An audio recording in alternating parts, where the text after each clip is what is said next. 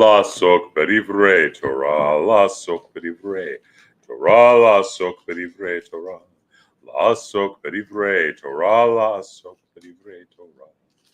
Okay, we have a, how long is this workshop going to be on Sunday? 6 to 8. So we've got a full day workshop, I guess. From 10 a.m. Full day? I just do what I'm told. So it's going to be a potluck. Potluck lunch, 10 a.m. till 2, 3 in the afternoon, 4 in the afternoon, whatever it is, Like that. about astrology Okay. and creating your own astrological, understanding it, and then creating it, and then doing it. So we will spend time on all of those things. So you said Services are Friday night. I'm sorry, it starts at 10. You say at 10:30. 10 on Sunday. Okay. All right. Services Friday night. Do everything. What's our Talmud and tobacco topic next week? Well, We're not sure yet. I don't know this. Okay. And we stopped last week. What had we talked about? We talked about, did we go through all the plagues? No. This one. Did you have a class last week? No. No, 2 weeks ago. Oh, okay. Well, Linda, where do we end the class? Do you remember where we ended it? we talk about I thought we were going to start on a the golden. golden calf. So we got through the 10 plagues. Yes. Yeah. And we got through the parting of the Sea of Reeds. Yes. Yeah. Okay. So I was in the right area. Is it- So we have not gotten to the golden calf, and we did, and we're there. Okay. We did get to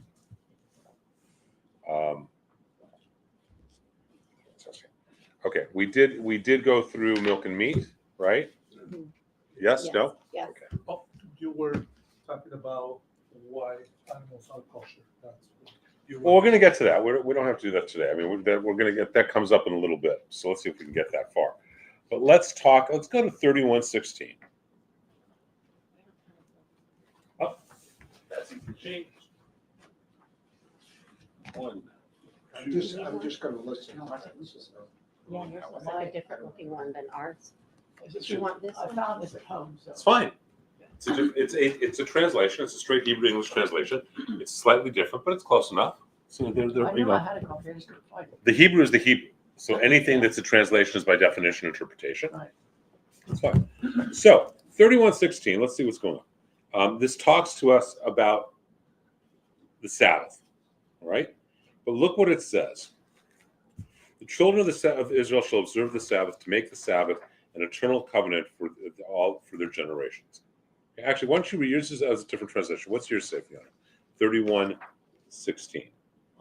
Is this Exodus? Genesis or Exodus. Exodus. Shmo.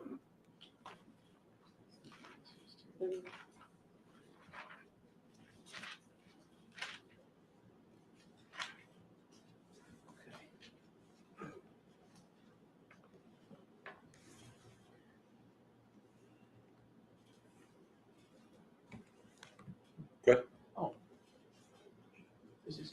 Where it says the children of Israel. No, the Israelite people shall keep the Shabbat, observing the Sabbath throughout the ages is a covenant for all time. It shall be a sign for all time between me and the people of Israel. For in 6 days the Lord made heaven and earth, and on the seventh day he ceased from work and was refreshed. Okay, and the translation of the article says he rested and was refreshed. But I want to kind of look at a little bit what it really says. This is the Veshamru.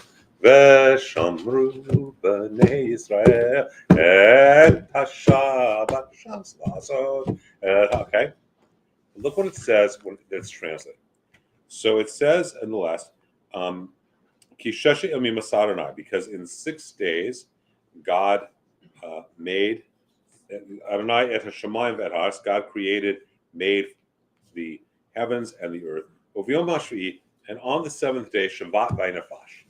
Shabbat, he rested. V'nafash. This is where you're going to start learning why Hebrew is so important, and why every translation is by definition interpretation. In Hebrew, you have what's called a shorish, a root of the word. Okay? Those stand for the Hebrew letters, right? And the vowels are always underneath, right? Whatever it may be.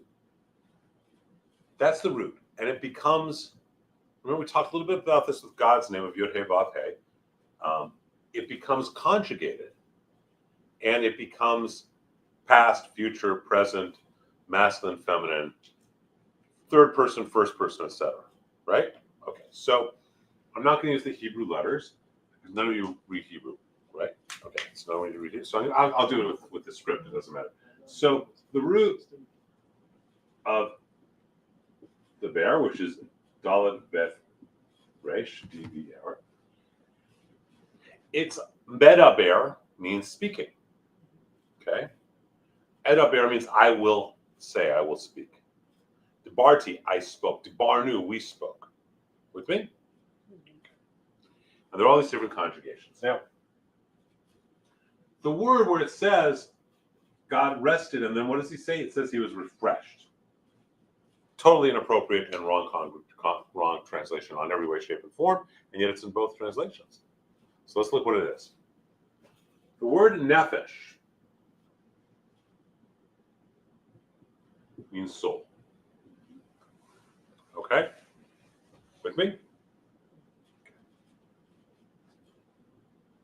Now let's give an example. What's called binyan pa'al, a type of verb that's third person past tense. So if I want to say he spoke, I would say amar. Does that make sense to you? So the sound of these things, if we have an ah and an ah, let's just phrase it that way. It's hard not to in the actual Hebrew vowels. But, so amar would mean he spoke. Okay? Achal. Ochel means eat. Achal means he ate. With me? Okay. The word nephesh means soul. It is a noun. But this particular word, it says vayinafash, and he nafash. It is unique in Hebrew. So what this particular piece of text has done is taken the word for soul, nephesh, and made it into a past tense third person verb. So the only way to translate this into English is God rested on the seventh day.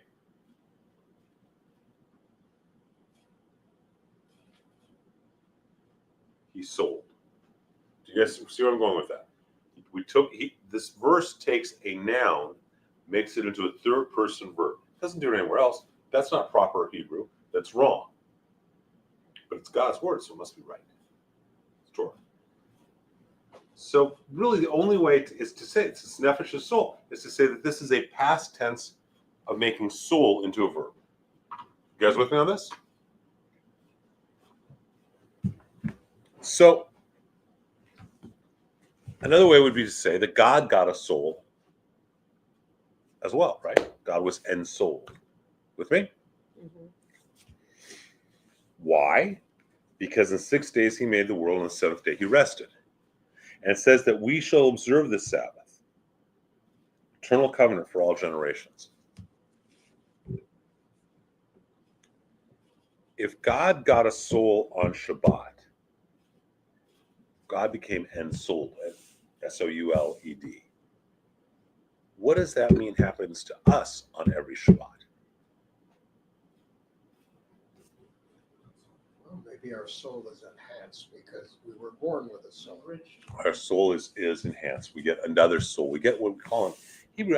From this line comes this whole theology that God needs us as much as we need God. Right? Our observance of the Sabbath affects God. God needs it. Number one. Number two, we get this piece of theology that on Shabbat, we get what is called neshama yetera, an extra portion of soul. right? On the Sabbath.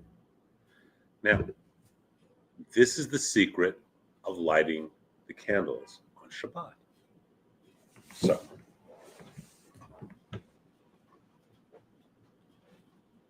because part of this is about learning to think like rabbis, or like ancient rabbis.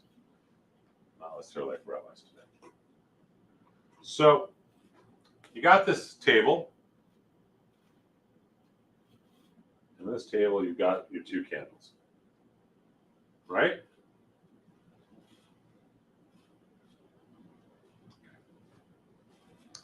What is the purpose of light?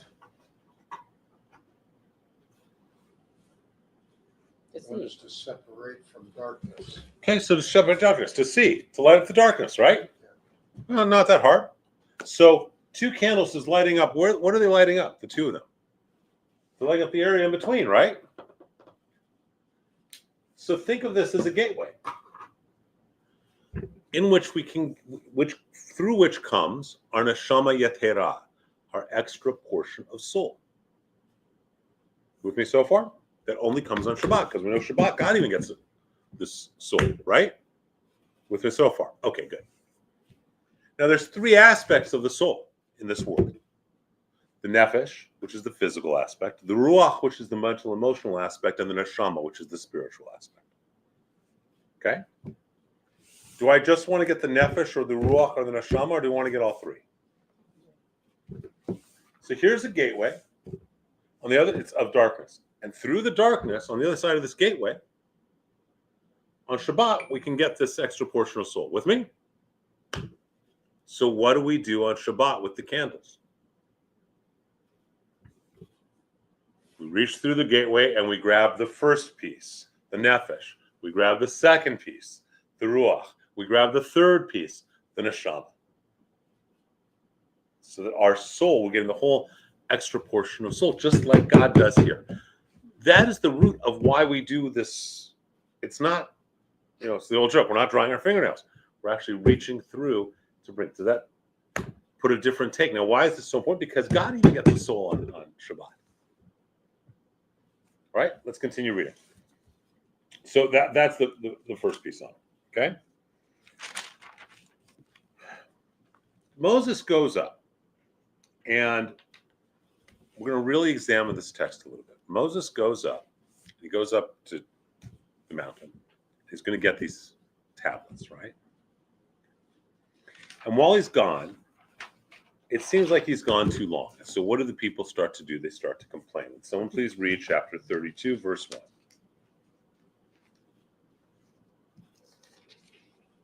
Someone, anyone, go. They're back. When the people saw that Moses was so long in coming down from the mountain, the people gathered against Aaron and said to him, "Come, make us a god who shall go before us. But that man Moses, who brought us up from the land of Egypt, we do not know what has happened to him." Okay, what's wrong with the sentence that the Hebrews are complaining? Think. What's wrong with their very sentence that they're whining at Moses about? Make for us gods that will go before us. For this man Moses, who brought us up from the land of Egypt, we do not know what became of him. What's the problem? Who brought him out of Egypt? Moses. No, God, but I mean Moses led them. God did. Yeah. But who are they attributing it to? Moses. That's their first problem. Yeah. All right? They're making Moses like that. All right. Aaron is the archetype of empathy. Aaron whereas Moses has boundaries, Aaron is pretty boundaryless, and we see it from here. Aaron then responds. He wants to delay them a little bit. So he says, "Bring all the rings of gold that are in the ears of your wives, sons, and daughters, and bring them to me." Where did they get the gold? Do you remember? Where did they get the gold? It says they were slaves, and it says here that they have the rings of gold that are in the ears of your wives, sons, and daughters. They got it before the Exodus when they were coming out from the Egyptians. They had given them the gold to go out. So make the rings. Please read verse 4 of chapter 32, someone. This he took from them and cast in a mold and made it into a molten calf. And they exclaimed, "This is your God, O Israel, who brought you out of the land of Egypt." So they're now saying that the idol is God. But what does Aaron say? Go on. when Aaron saw this, he built an altar before it, and Aaron announced, "Tomorrow shall be a festival of the Lord." So people say, well, Aaron did this horrible thing. He made the golden calf. No, he didn't. He knew where the people were, so he stalled them. And then when he did make something, he dedicated it to God. Okay? Very different than thinking, oh, how he screwed up. So they go down, and God says, you got to go down because they're stiff-necked people, and I want to get angry with them. And Moses says, why should you get angry with them? Please don't. Please don't. And eventually, God reconsiders. Okay? And Moses goes down, and he descends down the mountain. And Joshua heard the sound of people, and it's shouting, and he said to Moses, the sound of battle is in camp. But it's not a battle. It's the sound of shouting. It's that sound which I can't make that is done at Persian weddings. It's a whatever. Okay, whatever it is, right? And it's so is that sounds of war and crying, or is that sounds of passion? Yeah. And so they come down, and it says Moses smashes the tablets. He doesn't really smash them. The Midrash says the letters were so disgusted by what they saw, they flew off of the tablets, and the tablets became too heavy for them to hold. And this goes on. After the golden calf, and some die, and some live, and Moses' tent, God prays to know God. Moses prays to know God. Okay? And he pushes, and he says, please, please, please remove me. Let me know. Where's that one? Exact quote. I want to know you face to face. Please. I'm getting my second tablets, but I really want to know you. I want to know you. And so what happens is God takes them, if we go to chapter 34, verse 5, God stood there, calls out with the name Hashem. He sticks Moses in the cleft of a rock, and he passes in front of Moses, showing the back of God's head, where he sees tefillin knots. And Moses calls out these 13 attributes. Adonai, Adonai, Orachu V'chanu, Erech, right? That whole thing. Because these are the qualities of God that we should emulate, always. There are 13 of them. They're called the 13 Midot. Do you remember the significance of the number 13?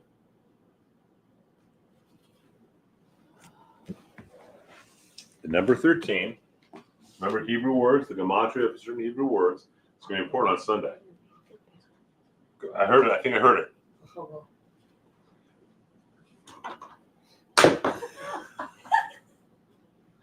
Go to try again.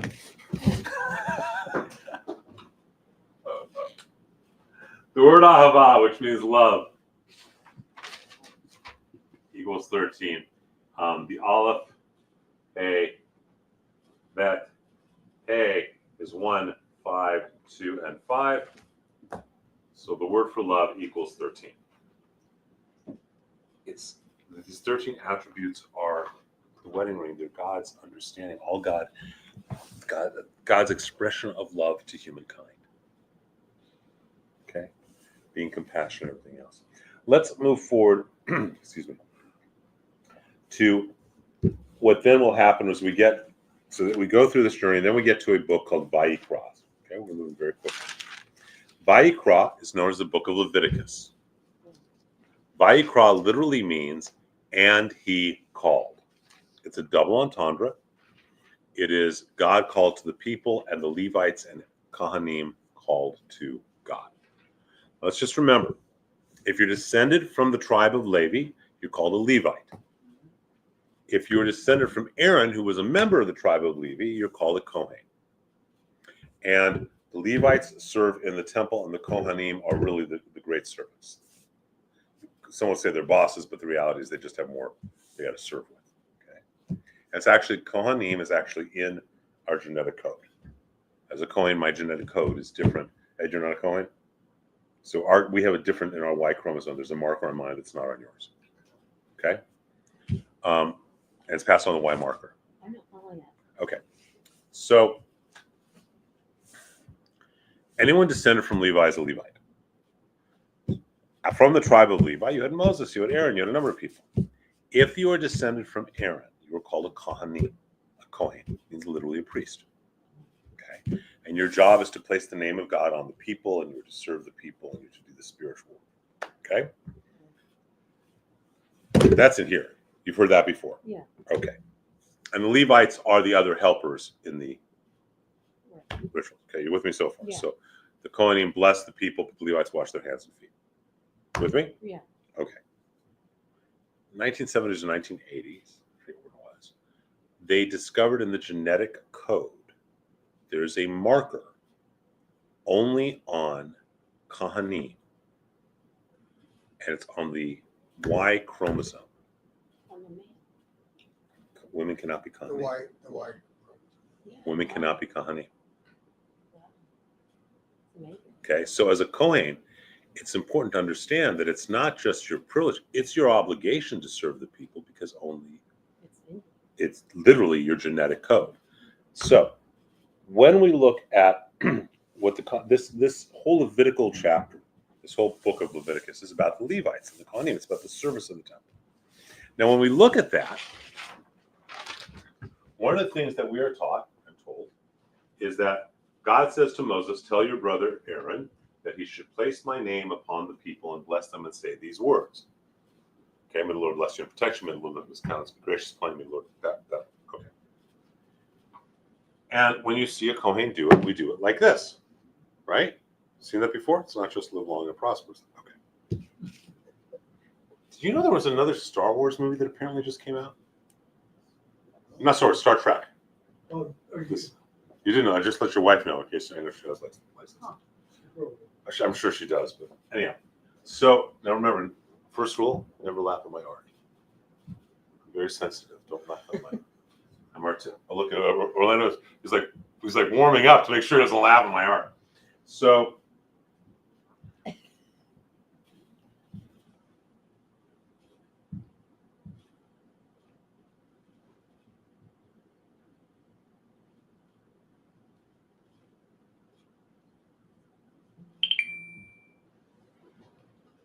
there's the Kohen's hands. Don't even start. Sorry. You can chuckle, you can guffaw, but no outright laughter. All right, and the idea is that on the Kohen's hands, why are hands like that? Because the letter says, place the name of God on the people. Yud, Hey, Vav, Hey. Literally coming through the hands. The hands aren't actually coming through. The hands are creating a passageway, a tunnel, pipe, so God's name can come on the people. Okay? That's what this book of Leviticus is about. Now, it's all sorts of stuff in here. I want to go through two things very specifically. So please turn to chapter 11, verse 1.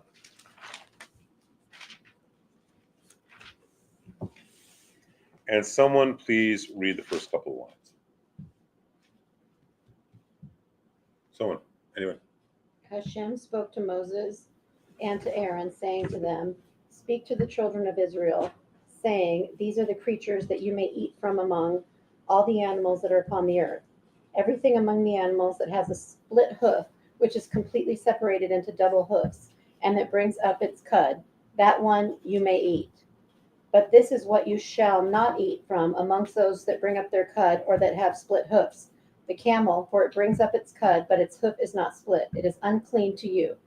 And the hyrax, for it brings up its cud, but its hoof is not split. It is unclean to you. And the hare, for it brings up its cud, but its hoof is not split. It is unclean to you. And the pig, for its hoof is split, and its hoof is completely You got the separated. idea. Please move on to verse number 9. It's just giving examples. Go on. This may you eat from everything that is in the water, everything that has fins and scales in the water, in the seas and in the streams, those may you eat. And everything that does not have fins and scales in the seas and in the streams, from all that what does it say? All that teems in the water, and from all living creatures in the water, they are an abomination to you. Okay. So let's look at some things. The issue of Can't eat kashrut. The word kasher means fit. Okay? Means what? Fit. So kasher, kosher, means fit. As in it's appropriate. Not like healthy, but fit as in it's appropriate. And the question becomes, why keep kosher? You can't tell me it's for health reasons. Doesn't make sense. You can't tell me it's for cleanliness reasons, because a raccoon is the cleanest animal on the planet. Like a raccoon in the wild, so I want to washes his hands, washes his food, washes the food, water in the hands, eats it, washes his hands again. And it's not kosher, but a chicken is as dirty as it gets and it is kosher. It's not because of cleanliness. The idea is this is what's called a hook. Okay, there are two types of laws in the Torah. A mishpat, a law that makes sense on its face. There's no investigating to be done. Don't kill, don't commit adultery. Those are pretty self-explanatory. If you're going to kill, you're going to murder, you're going to commit adultery, it's going to be bad for society, right? Hook, when you got to investigate. To investigate the meaning, why is God telling us to do this? Now, one could just say, because God says so, so therefore do it. But that doesn't lead to really understanding. These are meant to be investigated. The largest hook has to do with the red heifer, sacrificial red heifer. But this is also a hook. So if it's not cleanliness, and it's not health, what is it? Okay? So here's the understanding. There are three types of animals in this world, right? There are grazers, there are scavengers, and there are predators. Right? Pretty much, that's it. Judaism believes that you embody the energy of that which you eat. It's one of the reasons that killing an animal has to be done in a specific way so it's not cruel. You embody the energy of that which you eat. And we want to be like grazers who work as a community, as a tribe, and take what God provides for us. We receive, we let kabel, we need to receive. We don't want to be taking people's leftovers or preying upon them. So if you think about the animals that are kosher and not kosher, across the board, what you will find is, just name animals, just start calling out animals. Pig. Pig, scavenger. Go on, go, go, go. Horse. Horse. Horse is actually a predator. Go on. Deer. Deer is a grazer. What else? Elephant. Elephant. Elephant's a predator, right? I think elephant's a predator. Shark. Shark is a scavenger or predator? Predator. Predator. Also, What else? Dog. Dog is a scavenger or a predator, I think. It might be a predator too, I'm not sure. catfish. Catfish is a scavenger, right? Good. All the shellfish are scavengers, right? Yeah. What else? Swordfish. That's a confusing one. It is, but it's, But it's a predator. It's a predator. Yeah. And has no scales. It has no scales. As does eel, which is a predator but has no scales. Cow, goat, Sheep.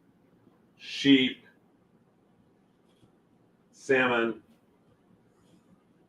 trout, chicken, turkey, Duck. duck. But wait, what about what other birds are not? Well, let's see. A vulture is not. That goes into a scavenger. The mighty eagle or owl are not. Isn't it interesting that when you look at it, it all comes down to we want to be grazers. And so if you're not sure if an animal is kosher or not kosher, see it's a cat, scavenger, a predator, or grazer. And there's some animals, I think it's a flounder is one of them. There's some animals that change. And so there's a question, are they kosher or not kosher? If they have scales at one point, but they don't, or they don't, and then they do, something like that. This is Well, pretty much the general. Wondered about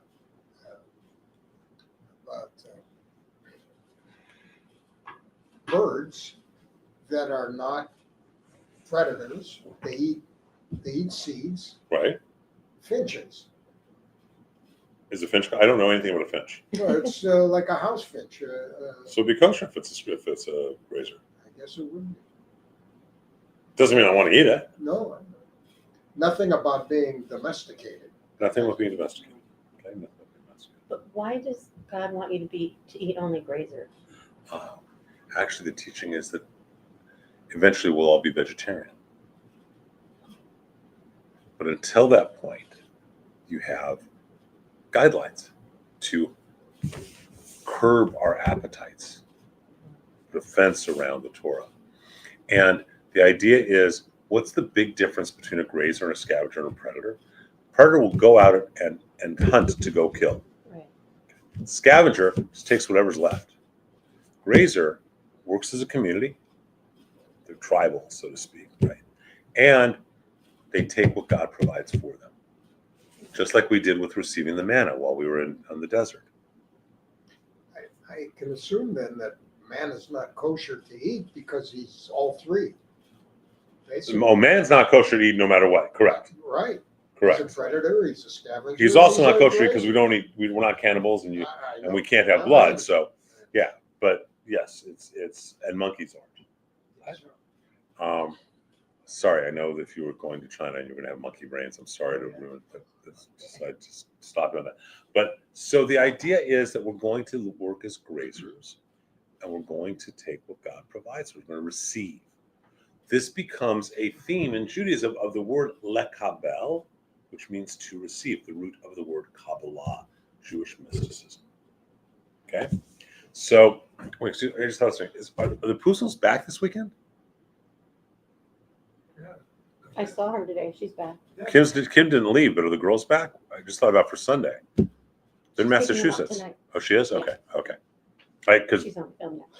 Okay. Yeah, she's figuring okay, I just thought of it for Sunday. Oh, Okay, so this is really what it's about in terms of the kashrut. Now, the question is, you don't keep kosher.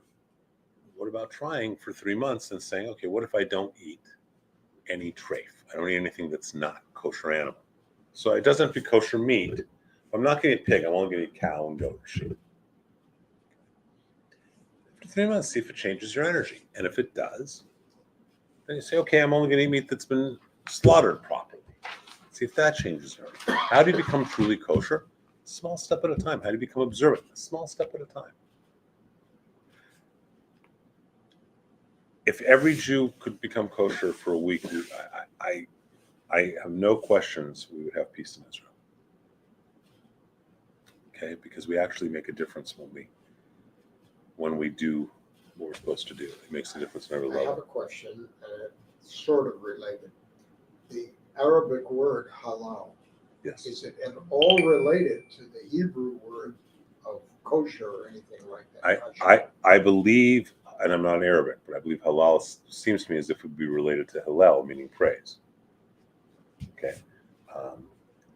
Halal meat is not the same as kosher meat. You know why? Halal meat, when it's slaughtered, is dedicated to Allah. Okay. And that's not okay. Just like we wouldn't, kosher wine is not wine. You're never going to find Christian brothers kosher wine. Yeah. Okay. Because it was wine being made for what purpose? For the sacrament of Catholicism or Christianity. It can't be used for it has to be different. So the kosher animals, you change your life, you change the world a very small step, but a very deep step by changing your dietary habits. Okay, by changing to have kosher. Start to say, I'm just not going to eat treif.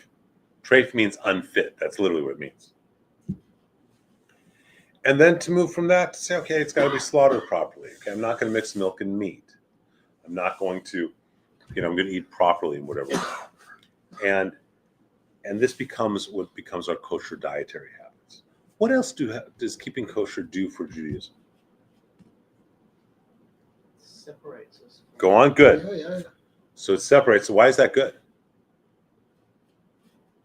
It keeps us as a cohesive people. if your sons know they got to keep kosher, they're not going over to the shiksa's home to eat pig. Right? It keeps the culture together as a culture. Right? It keeps it because your Sabbath is on a certain day. Right? So what are you supposed to do? You're going to go over. Let's go to dinner. Okay, let's go to the barbecue to Wood Ranch Barbecue pork ribs. There's nothing I can eat here. I think some people though confuse, and it becomes a problem. They confuse assimilation with maintaining one's personal culture. They confuse them. And we don't need to. No, We don't need to. We don't need to conflate you can this. be perfectly assimilated and still be a Jew and have your own community outside of the society. Absolutely, you can still be in, and so this is one of the big things for us. If we keep kosher, it changes how you live. Here's the other piece about it. If you're aware of being kosher, however many times you eat a day, you become aware of your connection with God, and you're with your people. I do it every time I turn down shrimp or I turn down something that people say, oh, it's delicious, you're gonna try it, and I don't. And What do you need an insect from the ocean for? That's all a shrimp is, right? That's all it is. Yeah, or bacon and that. I just don't. So that's a different. So you understand why they're kosher? Now, why? This is a great example. Why is the kashrut and the Brit Milah? Why did they get removed when Christianity came around? What do those two words mean? The Brit Milah is circumcision, the Oh, ritual okay. circumcision, and not something you have to personally worry about, thank God. So, So Orlando said. but we Ed and I and Orlando, we don't remember, but we're told it was. I think they just had a party for me. So why? And I'm going to use those two because they're very clear examples. Why were those laws, which are so basic, they're in the Torah, they're very explicit, why were those totally thrown out for Christianity, Catholicism? By the Christians. For the Christians. Yes. Why? Never understood. It's important to understand why. The term for the Christian scriptures is Brit Chadash, the new covenant. It's not New Testament, it's New Covenant. To supersede what they would call the Old Covenant, what we call the Hebrew scriptures, the Tanakh. And as a result of that, the idea is you don't need to be circumcised anymore because you have committed yourself. Jesus is now in your heart. You don't have to apply by these rules because Jesus is in your heart. Does that make sense? That becomes the new covenant as opposed to this 613 commandments being the covenant. And You break the contract. But it's a new contract. It's been renegotiated. And let's be honest, right? I'm going to go and I'm going to say, all right, you're a pagan and we want to convert you. And the Jewish guy gets up here and the Jewish guy says, well, okay, you got to have a circumcision. You can't give up your shrimp, give up your ham and cheese. The Jewish guy says, you just got to take Jesus in your heart. Which is easier? Of course. Which requires less knowledge? This is the point that I want to get to. There are some wonderfully knowledgeable Christian pastors and Catholic priests. They are few and far between. Very few and far between. The vast majority of people talking about Christian scriptures have no clue what they're talking about in any way, shape, or form. At all. They have no idea. But that's not their purpose. Their purpose as a pastor is to get you to accept Jesus in your heart. My purpose as rabbi is to help you identify and deepen the awareness of your relationship with God through a Jewish pathway. It's much harder. Yep. And so as a result, I got to back it up too. I got to have knowledge and theory and all these, understandings.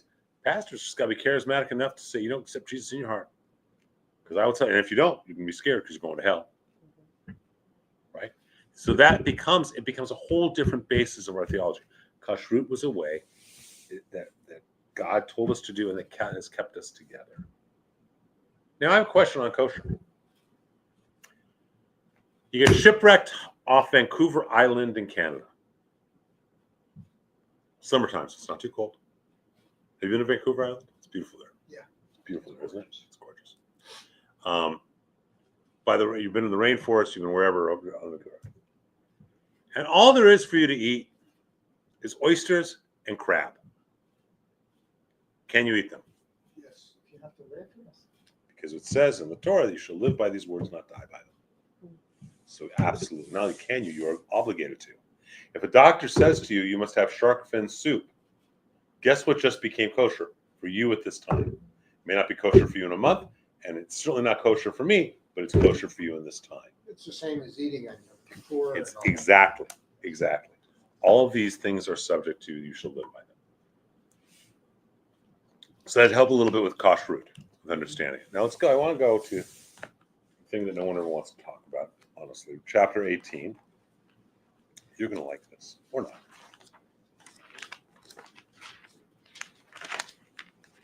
So this is called the Levitical Code. 18:1. Who would like to read from 18:1 through 18:25? No, I'm not reading tonight. Good. One of you two. Go read. Either of you. I don't care. You can read. I love your reading. The Lord, the Lord spoke to Moses, saying, "Speak to the Israelite people and say to them, I, the Lord, am your God. You shall not copy the practices of the land of Egypt where you dwelt, or of the land of Canaan to which I am taking you, nor shall you follow their laws. My rules alone shall you observe, and faithfully follow my laws. I, the Lord, am your God." Just read the first three of verses 6, 7, and 8. 6, 7, and 8? Yeah. "None of you shall come near any one of his own flesh to uncover nakedness. I am the Lord. Your father's nakedness, that is, the nakedness of your mother, you shall not uncover. She is your mother, you shall not uncover her nakedness. Do not uncover the nakedness of your father's wife. It is the nakedness of your father."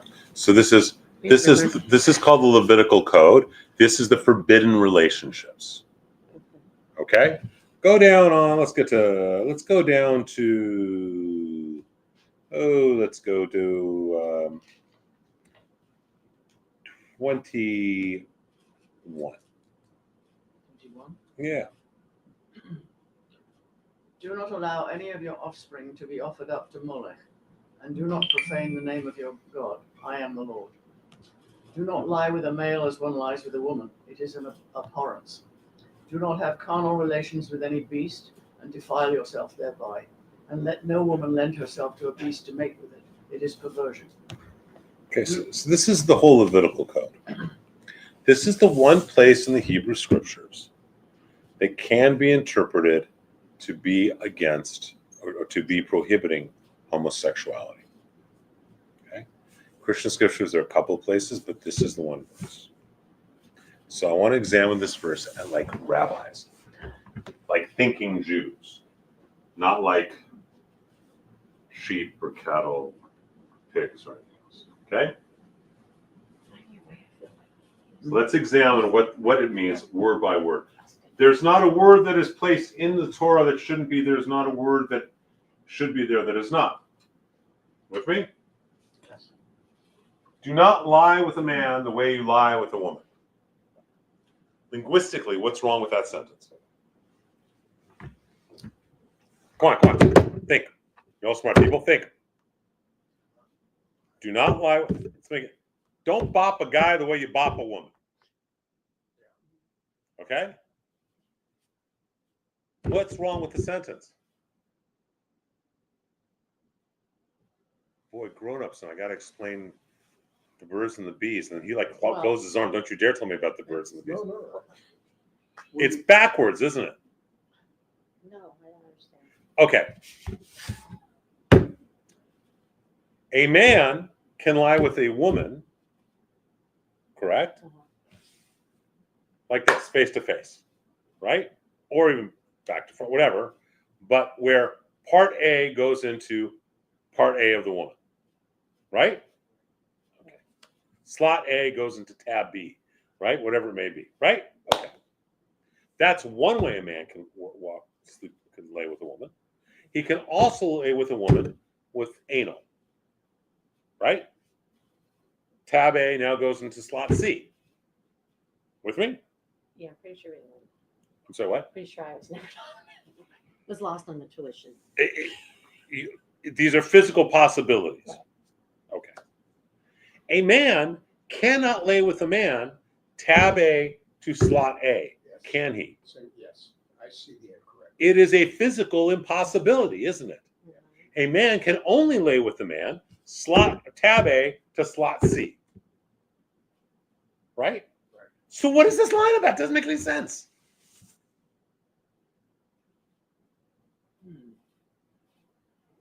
So it's got to be something about something else going on here, right? Think about it. You can't. It's not a possibility. A man does not have slot A. He only has slot C. Well, we're all on the same page with this? Well, okay. Yes. So something else is going on here too. Moreover, as we learned the first time, what is the expression used for Adam making love to Eve? Don't throw things at him. What's the expression? No. To know, lada'at, to know. Yes. What's the expression for Abraham and Sarah? To know. What's the expression for Isaac and Rebecca? To know. Jacob and Rachel, to know, right?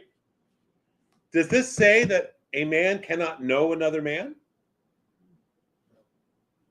Doesn't say that, does it? So let's start off with, first of all, this is only about the sexual act. It's not about love. Because if it was about love, it would say a man may not know another man. Wouldn't it? But that's not the verb it's used. So it's clearly not about love. It's not about that. So it's about something else. Everyone with that so far? Okay. Now, what is it about and what is it not? So let's look at a bunch of different interpretations. One interpretation is that it is preventing male-on-male sex. Can that be derived from this line? Could be. Could be, right? Okay. One interpretation is that it is prohibiting male-on-male sex and female-on-female sex, because we are to derive and extrapolate that if male with male is prohibited, so is female-female. With me? So one is that all homosexual act is prohibited. Both of those legitimate interpretations? Yeah. They're legitimate interpretations, right? One is that it's only referring to an act. It's not referring to when there's love. Right? Do you guys, is that a legitimate interpretation? Over here, the extreme is that it's forbidden whether you love each other or you don't love each other. It doesn't matter. The act's forbidden for men and women. The act's just forbidden for men. The act's just forbidden if you're not in love. Right? Are these legitimate interpretations? Okay. Can you make an argument? If I said you got to make an argument about for defining or defending any of these, could you? Okay. We are taught that one of the ways to interpret and understand Torah is to look at the verses in front and before and after it. Ben, would you please read the verse right before "You shall not lie with a man with another man"? Actually, this is not the best definition, not the best translation. You shall not. It's about children. You shall not present any of your children who pass through from all. It's 21. 20. Yeah. 20 actually is, or 21 is about children. 23 is about animals. And if you look at all the verses above it in this Levitical code, they're all about verses where there's an inequality of power. Father's wife doesn't have any power, not compared to a man, especially not when you can have multiple wives, right? Your father's daughter has no power. It's an inequality of power. All these relationships are inequal power. So, I'm sorry. What chapter 18. 18. So another interpretation is it's only prohibiting all relationships where there's an inequality of power. So it's prohibiting rape of any sort. Another interpretation could be it's prohibiting all relationships where there's an inequality of power. A therapist and a client, a clergy and a congregant, a teacher and a student, etc. A president and an intern. Whatever it may be. What? Could happen, May have already. right? So we have now all of homosexuality is prohibited, male and female. Only male homosexuality is prohibited. Only homosexual acts where there's no love. Any relationship at all where there's an inequality of power in terms of sex, any type of relationship at all where there's an inequality of power. Can you make an argument for each of these that justifies the argument? That's the interpretation of the person. Could be. Could you make an argument for it? You could, right? Sure. Which one's right? None. They're all the same. Or they're all They're right. all interpretations. Or they're all right. they're all Exactly. wrong. Or they're all right. It's not just none. It's elu ve'elu. These words and these words are both words wrong. That's probably not what you learned in Sunday school, is it? Wow. Not at all. Now, if they're smart, they taught you things in the Christian scriptures. Did they ever talk about this in the Hebrew scriptures? No, you guys, no. And also what I was curious of, if you're going to say, if one of the arguments is it's okay if you're homosexual and you love the person, the act isn't okay, but why don't they say it's okay for heterosexuals? What did they say? Well, you're saying that you can't do you're saying one of the arguments is you can't do that act, but if you love them, you can. Because you're saying Gay, or are you talking about straight? gay, but why isn't it discussed then when straight? You mean anal sex with straight? Yeah. Well, like in There's a whole general. discussion about it in the Talmud. It's called overturning the table. There's literally a Okay, so discussion that's about it, and I teach a class, and I only teach it to men. But there is Oh. literally discussion because you asked the question, and it's called overturning the table. And there's a court case where the bride comes in and says to the court, "We have a problem. I have a problem. I prepare the table as beautifully as I can every Shabbat, but all he ever wants to do is overturn the table." Yeah, exactly. There's a whole discussion about that. It's like humana, right? Overturn the table means something other than the table. Oh, Yeah. okay. Here's the table. Here's the top of the table.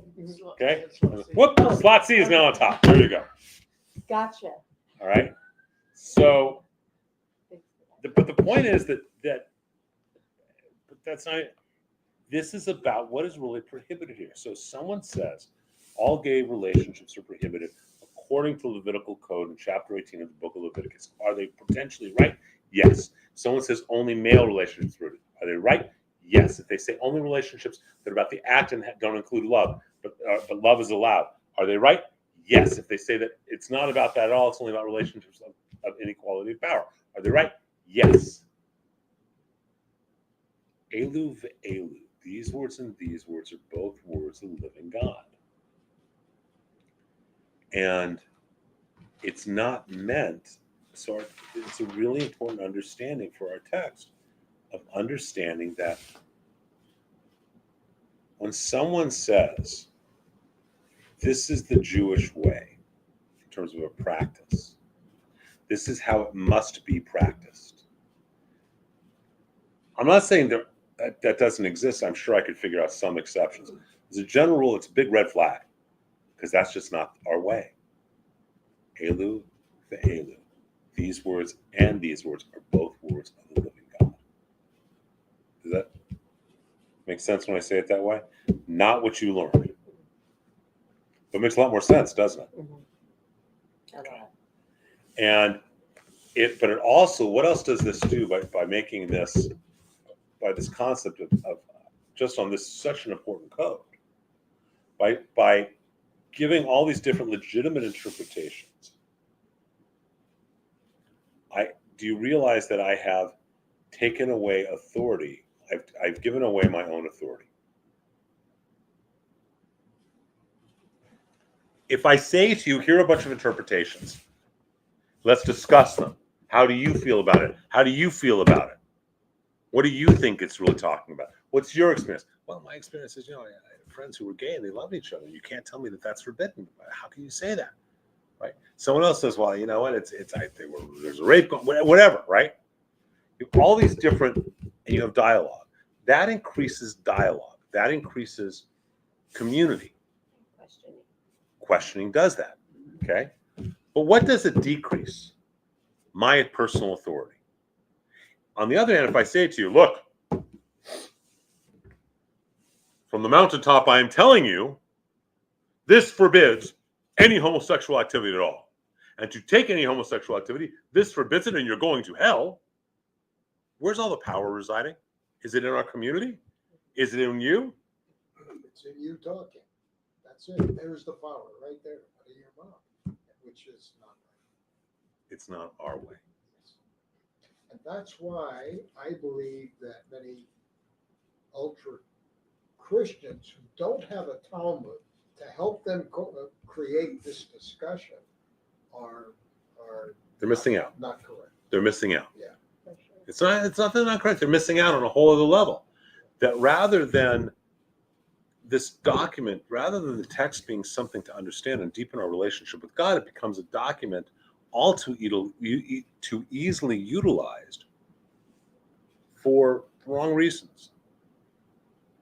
So in Judaism, when we do Torah study, we look at the text like we just did. And we examine it and we wrestle with it, right? And we have dialogue about it. When we get to Talmud, we're going to really learn about dialogues about it, right? But we have dialogue about it. Okay. Ever been to a Christian Bible study class? No. Ever been to a Christian Bible study class? Not called that. I mean, we did religion in school, and we had one Old Testament teacher and one New Testament teacher. Okay. Ever been to a Bible study class in a church? Tell me what it's like. You just listen, you don't question. They tell you that's what you never question it. You don't go up. It's considered like going up against God. You just don't. And that's what my Christian friend says. And then he reads the chapter and the verse, and he says, this is what this says. And he reads it in a translation that's not even the correct translation. Because you're not supposed to ever, like, it looks like you're questioning God. That's how you're taught. Yeah, you're not supposed to. Which comes prior to that to the Catholic teachings. The priest is the gateway to God. Interestingly, the concept of priest actually comes from the concept of Kohen. And a Kohen is not the gateway to God. We are the servants of God for the people. And yet you go to a Catholic church or a Christian church often, and what do you hear? They don't do it in the Hebrew. The Lord bless you and protect you, right? It's a whole different way of looking at what is said and taught. And here's, I think, a big piece to understand.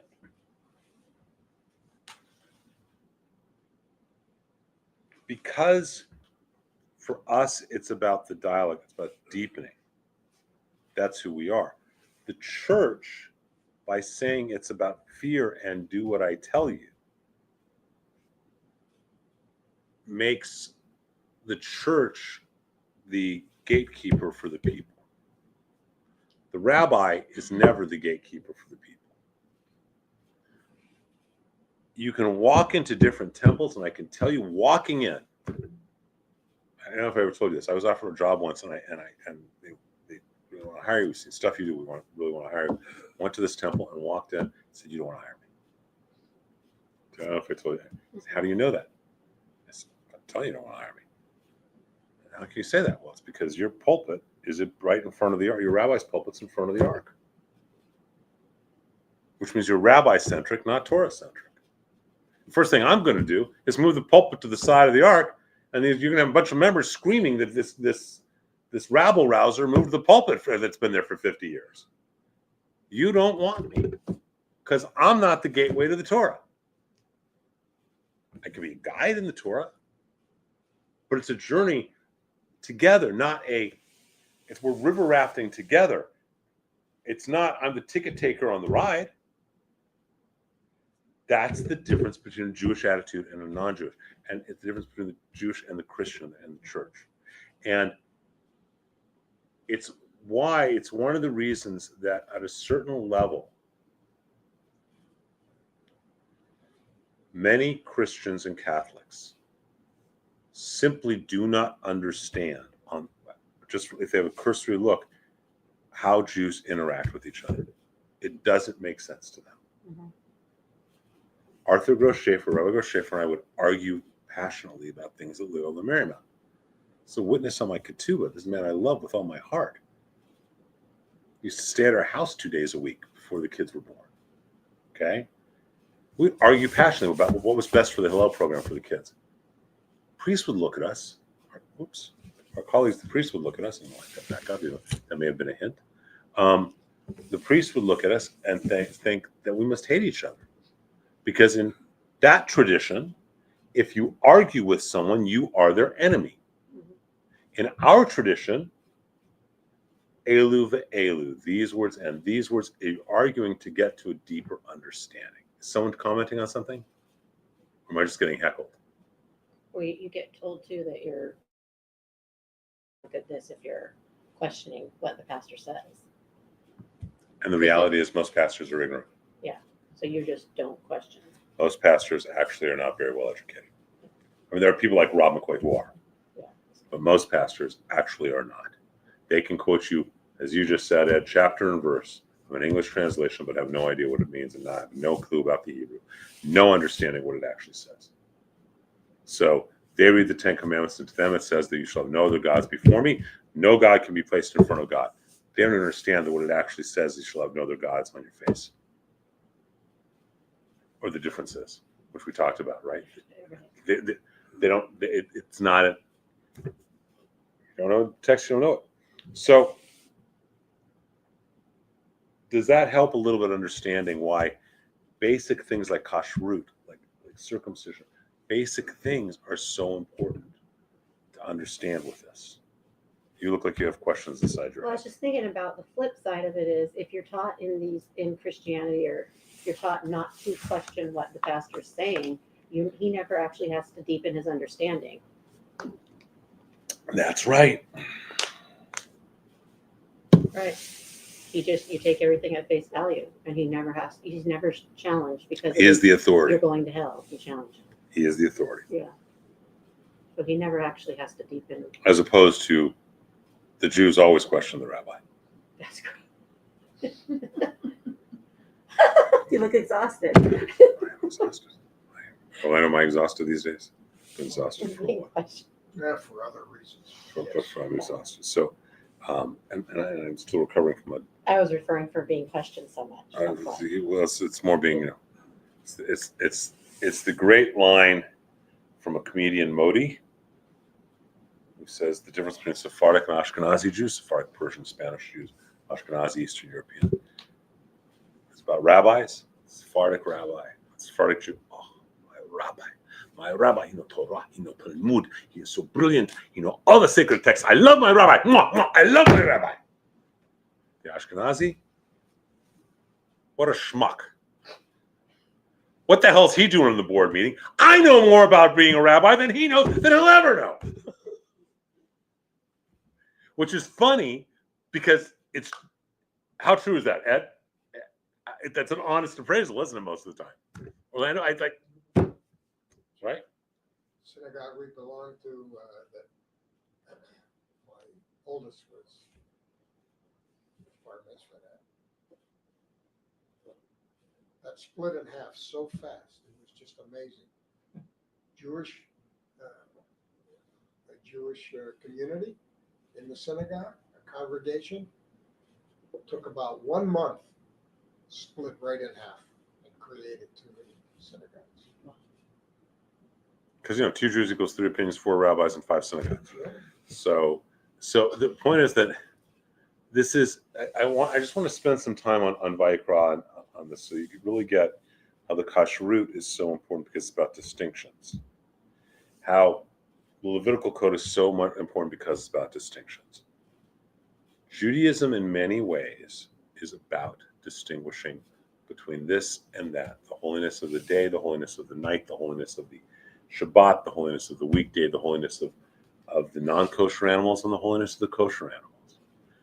It's not that shrimp are unholy.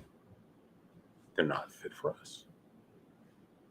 Does that make sense? It's not a pejorative of this is bad. It's not. It's about distinctions. That's why we have this extremely important prayer every evening of Ma'ariv Aravim, whose praise who separates the day from the night, etc. that we read. And I think if we all understood that, if the world understood Judaism is trying to explore to a deeper place and a deeper level of awareness, it's not about what's better or worse or right or wrong. It's what's right for me, what's right for our people. You don't have to do it. You want to do it, do it. You don't have to. So that's why I wanted to spend the amount of time on kashrut and on the issue of the Levitical code. Every interpretation is a fair interpretation of the Levitical code, isn't it? Right? It just is. And we need to determine what's right for us. How do you tell? Remember, this is not about gay marriage, by the way. Marriage is a whole different issue. This has nothing to do with the marriage ceremony in Judaism. Okay? It has nothing to do with that. But how do you tell two people who love each other that their love is unholy?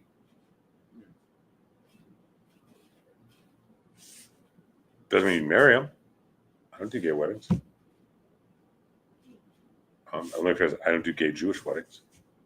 When Jewish couples come to me to do a gay wedding, my answer is, we'll go through the whole wedding service. When they realize that this prayer doesn't apply to them, they realize, okay, we don't want to have a Jewish wedding.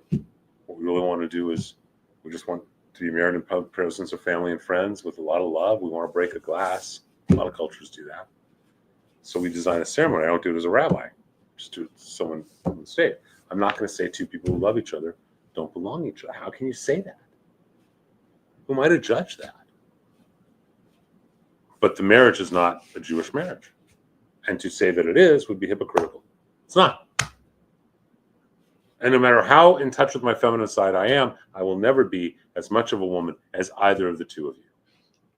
Despite what many of our friends say, or many of the political activists say. Okay? Or to quote Robert De Niro to Ben Stiller, I got nipples, you can't milk me. Right?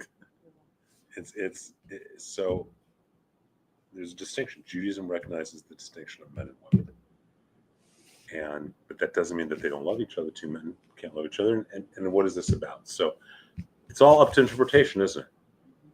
No, not in other religions, it isn't. Certainly not if you're a Muslim. Right. Well, I they don't have an answer. They just But can't. they don't want you to find holes in it. That's why they don't want you to question. You can't find a hole in the Quran. The Quran is the perfect word of God, and we know that it is because it says so. Yeah. And if you're not sure it is, refer back to rule number 1. It says so, therefore it is. That's why you can't build a perfect building. Only God can. Okay. So we'll continue this, and we'll get into Bamidbar and the Barim. But once you start more and more thinking rabbinically, not to just accept what the text says, but to look. So in both your cases, you knew the phrase for making love was to know. But did it click on you? Wait a minute, it doesn't say yet a man shall not know another man. It says a man shall not lie another man. That's two different things, isn't it? If it had said a man shall not know another man the way he knows a woman, that changes the whole interpretations, doesn't it? Changes how you can, what your parameters are. Not only physically, but Emotionally, everything else, right? Okay, so we'll take it from there. Friday services, Sunday apparently a long day. Are we including in that break like a cigar break for the rabbi? Yes. Okay. Maybe even a tequila. Are you going Sunday? So learn how to do astrology. excuse me,